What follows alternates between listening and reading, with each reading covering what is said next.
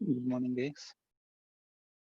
In previous class, we have seen inheritance, reusability, polymorphism, and dynamic binding. Those OOPS concepts we have seen in the previous class. Today, we have to see the remaining ones.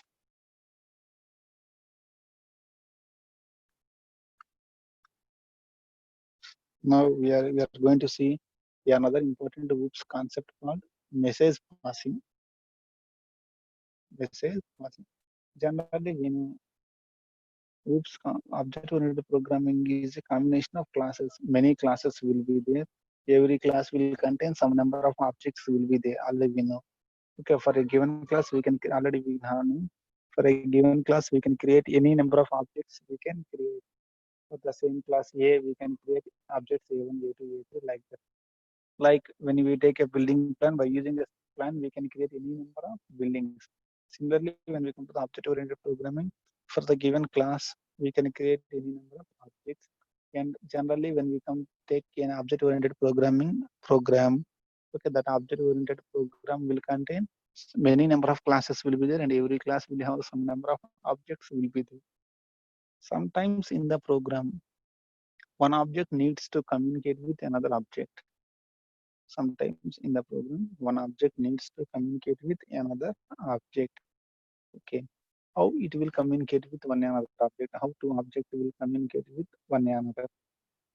That concept is this message passing. Okay, in the object-oriented programming, after creating objects to the classes, the objects, if we want, objects can communicate with one another. How objects will communicate with one another is called, that concept is known as this message passing. With the help of this concept of message passing, objects can communicate with one another. Okay, an object-oriented programming includes objects. It will contain many number of objects will be there. Sometimes objects communicate with one another. Objects wants to talk with one another. Okay, how they communicate with one another means, okay, the programming with these objects should follow the things. Okay, first, generally in the programming, we declare the classes. We declare the classes. Okay, and for those classes, we will declare the objects. Okay.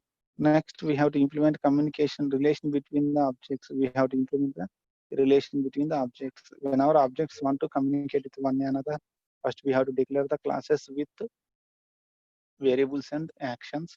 Next, we have to create objects for those classes. Next, we have to create a relation, some communication relation between those objects. We have to create some communication relation between those objects. Okay. Generally, when we come to the object communication, how they will communicate with one another means in the form of messages. They will exchange messages to one another. Like we are communicating with one another through WhatsApp messages or Facebook messages are generally general text messages. Okay, what objects in the object-oriented programming can communicate with one another using message passing. Okay, the message structure will be like this. The structure of message in the program is like this. Whenever an object want to send a message to another object, okay, that message structure will be like this. Object name obj stands for object. Okay, dot display method.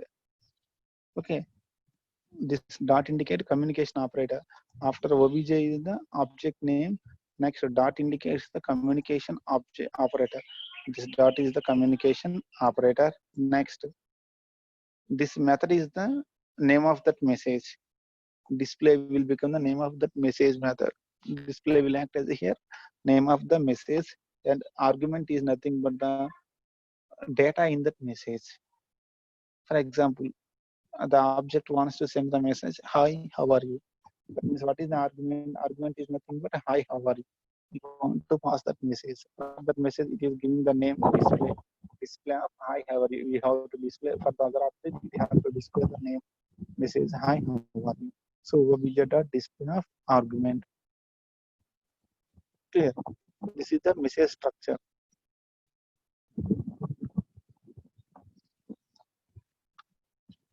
Okay, when we come to the message passing concept, how a message structure will look like means this is the message structure. Object name dot Dot stands for communication operator. Object name dot message name. Here in this example displays the message name. You can take any name for that one. Object name dot message of argument. Argument is nothing but the message data. What is the data you want to send through that message? This is a small concept of communication between objects. In the object-oriented programming, if required, the objects can communicate with one another through exchange of messages. That is the next object-oriented concept is the message passing. Okay, between the objects, if required, they can exchange one another messages. Clear? That is the thing. We will see this one also practically in the programming. Next, when we come to the reusability, already we have seen the reusability, which is the advantage of inheritance. Already we have seen this one in the yesterday class. Now we have to see one more important concept. It is called delegation. Okay, it is also related to the inheritance. Delegation is also somewhat related to the inheritance. What is inheritance? If one class is getting properties of another class, it is called inheritance. Listen carefully. Slight difference is there between inheritance and delegation.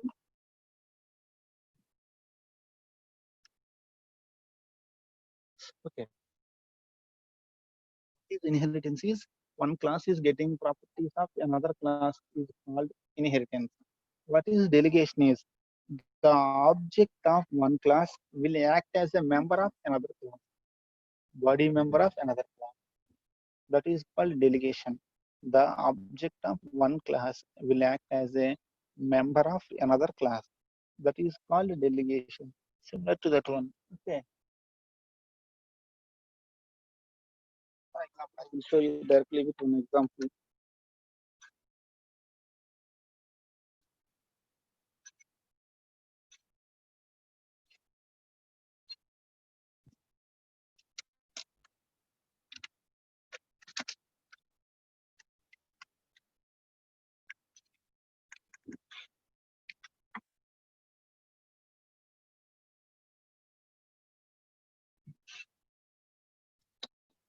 See, this is called inheritance. Okay. Class B is getting properties of class A. It is called inheritance. Class B is getting all the properties of class A. Similarly, now the delegation will be a small similar concept with slight difference.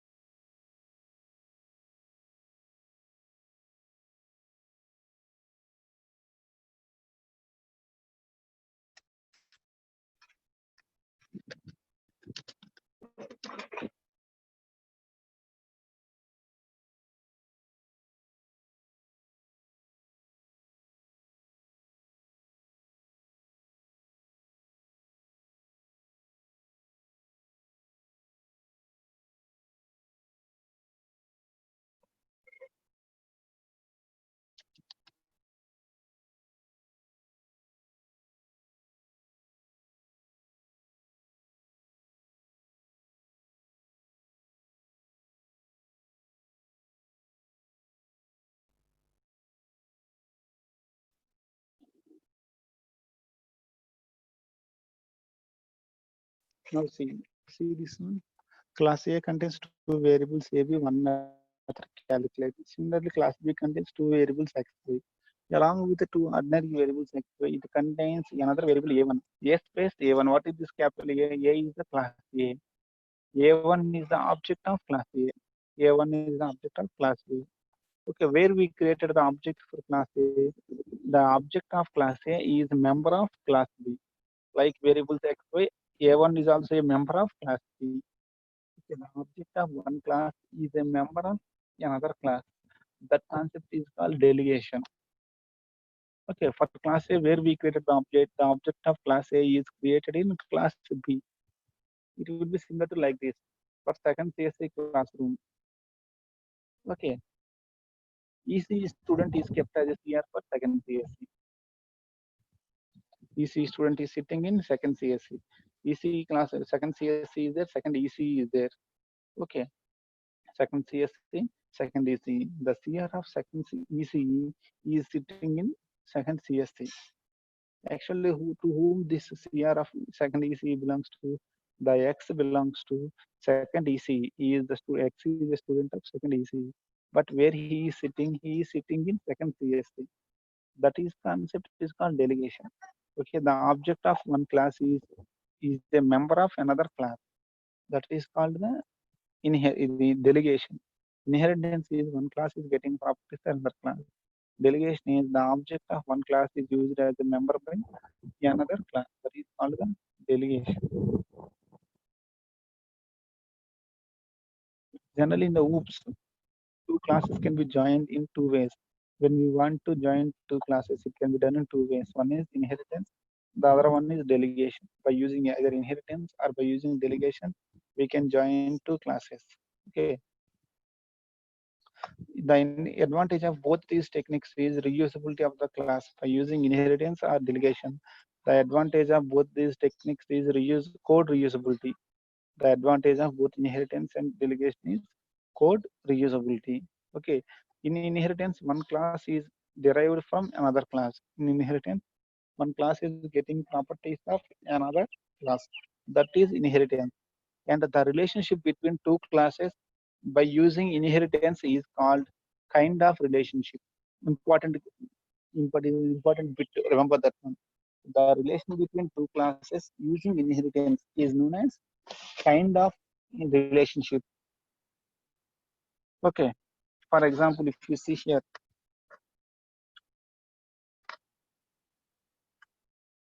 see, class B extends class A. Class B is getting properties of class A. This is inheritance, we know very well. Why? Because class B extends A, class B is getting properties. Okay, now we related class A and class B using inheritance. We related class B and class A. How can we? What is the name of the relation? Is the name of this relation is kind of relation. Class B is a kind of A. Class B is a type of A. And it is similar to class A and meaning kind of. It is similar to class A and class B is a kind of A. That is the thing. The relation between two classes which is formed by the inheritance is known as kind of relationship. For example, if class Y is derived from class X, then class Y is known as kind of X. We can say it as class Y is a kind of class X. Whenever class Y is derived from class X, since derivation means inheritance, since class X and Y are related to inheritance, the relation between Y and X is known as kind of relationship. Class Y is a kind of X. That means class Y is similar to that of X. That is simple meaning. Class Y is similar to that of X. That is called kind of relationship. Yeah. See, by using inheritance, here we have used the inheritance. Class X base class Y is a derived class. Okay, by using inheritance, class X and Y are related. This is known as class A. Y is known as is a kind of X.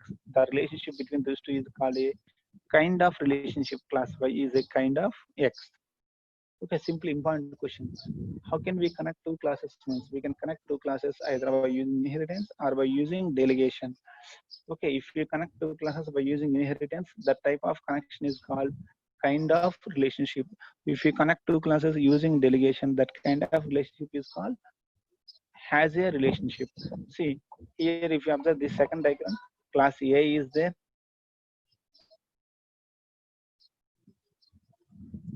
Class B is there. Class C. Three classes are there in the program. Class A, class B, class C. See, A space A small a. Object of class A. Where we created the object of class A. In class C, we created object of class A. Where we created object of class B. In class C, we created the object of class B. That means the object of class A is a member of class C. The object of class B is a member of class C. This type of concept is called delegation, and this relationship is called has a relationship. See this one again. Okay. In case of see the bottom line.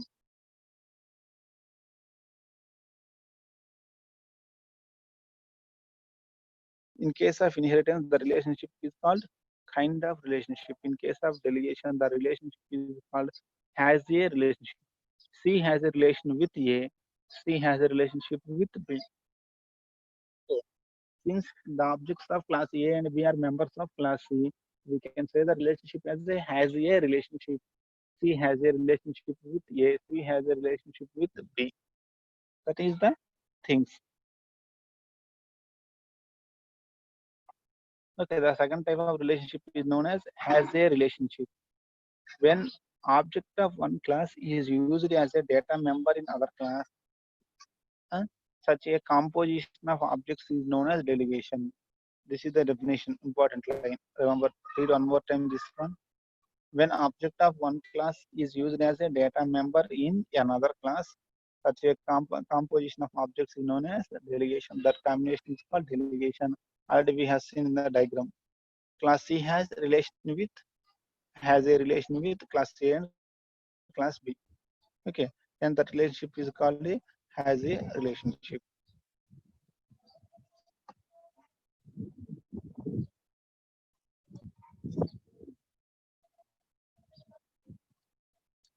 Okay, that is the concept of delegation, which is similar to that of inheritance.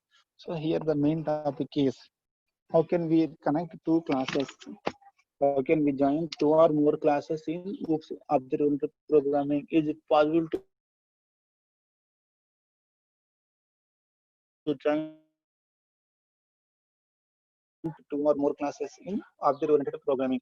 How can we connect either by using inheritance or by using delegation? We can connect two or more classes in object-oriented programming. What is this inheritance? By using inheritance, one class will get properties of another class.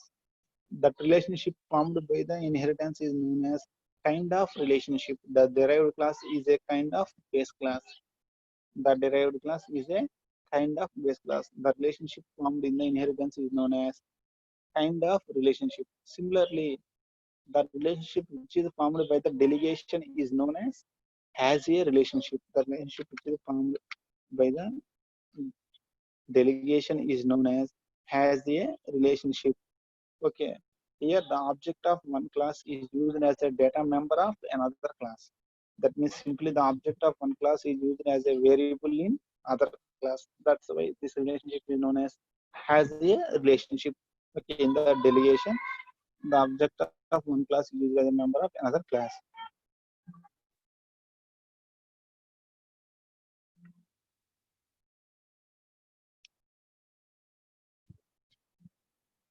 Clear that one?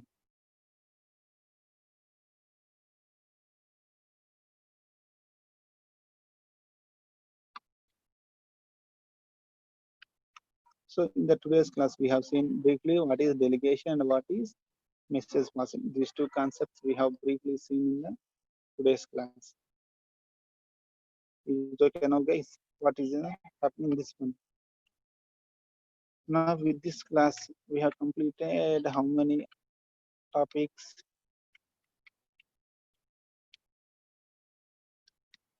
Still we have one more last one is that genericity is there. One more last concept is that genericity. Okay, time is there. We will complete that genericity also. What is this concept of genericity? Generalization. What is generalization అంటే మన general గా అంటే ఇప్పుడు మనకి seat reservation ఉన్నాయండి కాలేజీలో admission suppose అండి jobs లో రిజర్వేషన్ జనరల్ కోటా అంటాం what is that general quota reservation quota ఉంది జనరల్ కోటా ఉంటుంది జనరల్ కోటా మీన్స్ మన రైళ్లలో కూడా జనరల్ బోగీస్ వెళ్ళితే రిజర్వేషన్ బోగీస్ వెళ్ళితే general quota means any one can అంటారు ఎవరైనా యూజ్ చేసుకోగలిగే దాన్ని ఏమంటాము జనరల్ కోటా అంటారు ఓకే ఓ పర్టికులర్ పీపుల్ మాత్రం యూజ్ చేసుకోవాలి అంటే it is called reserved one okay only వాళ్ళు మన రిజర్వ్డ్ కేటగిరీ వాళ్ళు మాత్రం యూజ్ చేసుకుని దాన్ని రిజర్వ్డ్ వన్ అంటాము లేదు ఎవరైనా యూజ్ చేసుకోవచ్చు it is called general one అర్థమైందండి దట్ ఇస్ జనరలైజేషన్ అంటే ఏంది anybody can use that one okay for example ఇప్పుడు నేను ఒక ఎడిషన్ ఆఫ్ 2 నెంబర్స్ ఒక ప్రోగ్రామ్ రాశాను I have written a program for addition of 2 numbers నన్ను అడిగారు నేను ఒక ప్రోగ్రామ్ ఇలా రాశాను I have written a program for addition of 2 numbers like this.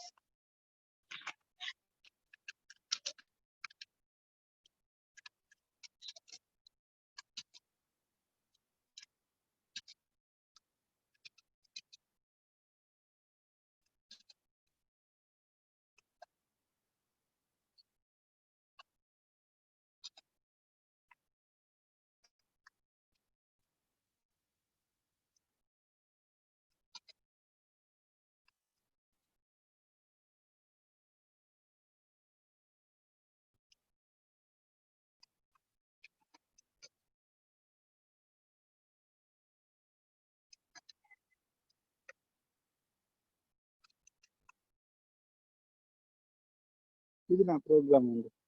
ఈ ప్రోగ్రామ్ కరెక్ట్ కావాలంటే yes it is correct. Int a b c a is equal to and b equal to c equal to a plus b రాసాను. Print of sum is equal to percentage d commerce. అయితే ఇది ఏ numbers చేస్తుంది? మన ఇక్కడ integer specify చేసాం కాబట్టి it will do only addition of integer numbers. మరి ఈ program addition of 2 floating numbers add చేయగలదా? Addition of 2 1 float 1 int add చేయగలదా? Addition of 2 double numbers add చేయగలదా? It can't. బికాస్ ఇక్కడ మీరు ఇచ్చిన డేటా టైప్ ఏంది? Int. So it will for addition of integers ఉంది. ఒకవేళ నేను ఇక్కడ ఫ్లోట్ రాశాను అనుకోండి, it can perform only addition of 2 floating numbers. Clear.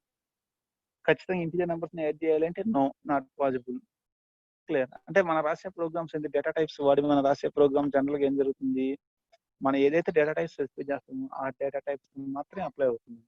అలా కాకుండా ఈ జనరిసిటీ కాన్సెప్ట్ ఏం చెప్పుద్దంటే you are able to write a program which is suitable for any data type. Okay, మన ప్రోగ్రామ్ రాసేటప్పుడు డేటా టైప్ స్పెసిఫై చేయాల్సి ఉంటుంది. మన ఇన్పుట్ ఇచ్చేటప్పుడు ఏ డేటా టైప్ ఇన్పుట్ ఇస్తే ఆ వర్క్ జరుగుతుంది. Okay, genericity concept is that we can write a function or we can write a class which can do the work for any data types which is applicable for any data types. That concept is called genericity, generalization. That means we can write a function which can work for any data types. That concept is called genericity or generalization. ఇది important concept. ఇది కూడా it is also, ఎందుకంటే ఇప్పుడు మనకు real time లో వచ్చే apps ఉన్నాయి కదండి, all are basing on this concept of genericity ఉంది. అవి దేనికైనా వర్క్ అయ్యేటట్టే ఉంటాయి.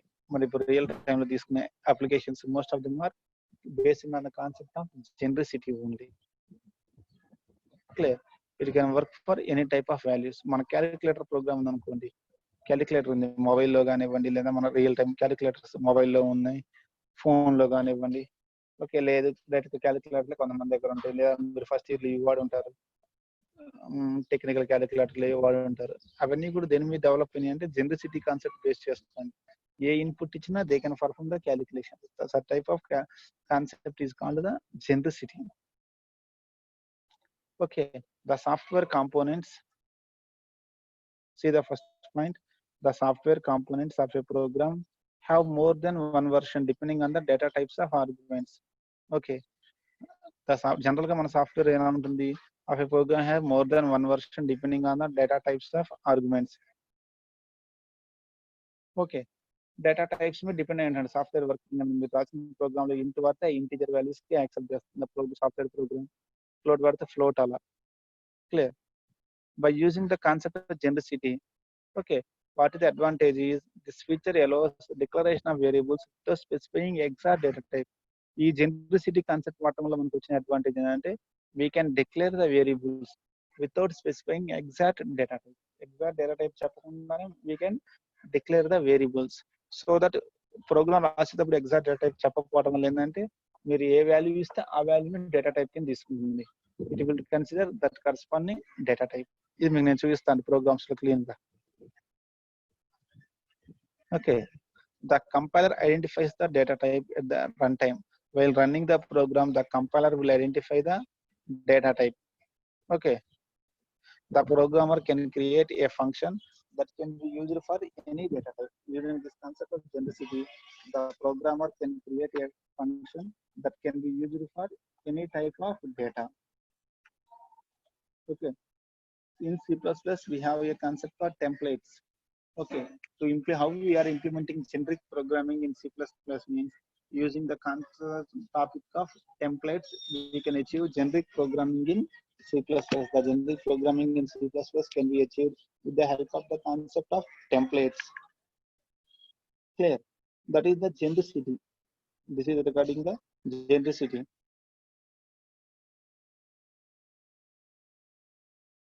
సింపుల్ అండి, మీకు పాయింట్స్ అర్థం కాకుండా confuse అవ్వద్దండి.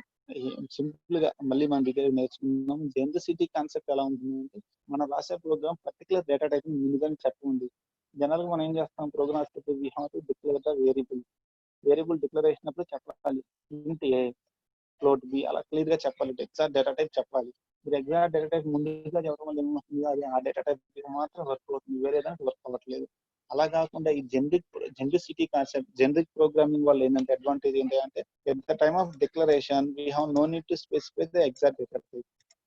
At the time of declaration, we have no need to specify exact data. Declaration of the exact data type చెప్పాల్సిన అవసరం లేదు. మీరు వాల్యూస్ ఇచ్చినప్పుడు compiler will identify the data type at the runtime while the program is running. Whenever you give the input values, basing on the input values, the compiler will take that data type. That concept is called genericity or generic. మనం generic medicine అంటామండి, అంటే ఏ brand ఉండదు. Okay, దానికి ఏ particular brand ఉండదు, generic అంటాం, generic medicine. అందుకే cheap cost లో వస్తుంది generic.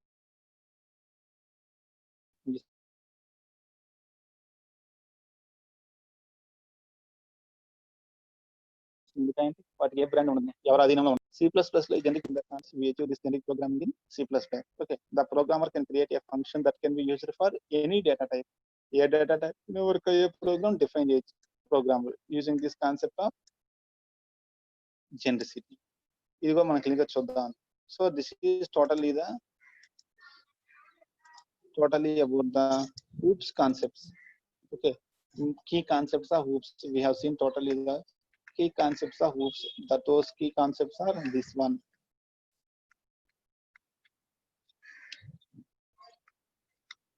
Totally several fundamental concepts are there. Objects, already we told what is an object. A real-time entity is called an object. A class is a form, is a blueprint or model. Method is a action we want to perform on the object is called a method. Data abstraction is providing only essential features without giving complete details.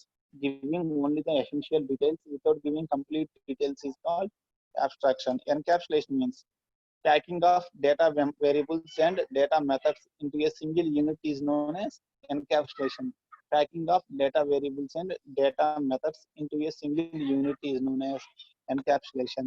Inheritance, one class is getting properties of another class. Polymorphism, one name can be used for two or more functions. Dynamic binding, similar to, it is a part of the polymorphism only. Message passing, objects can communicate with one another. Reusability, an advantage of inheritance. Okay, sorry, reusability is an advantage of inheritance. Code reusability will be there. Delegation, it is similar to that of the inheritance. Okay, the advantage of inheritance and delegation is both is the reusability is the advantage. Delegation, the object of one class will be used as a data member in another class. Genericity is writing of the program without declaring exact data type. That is called generic program. These are the fundamental and basic OOPS concepts.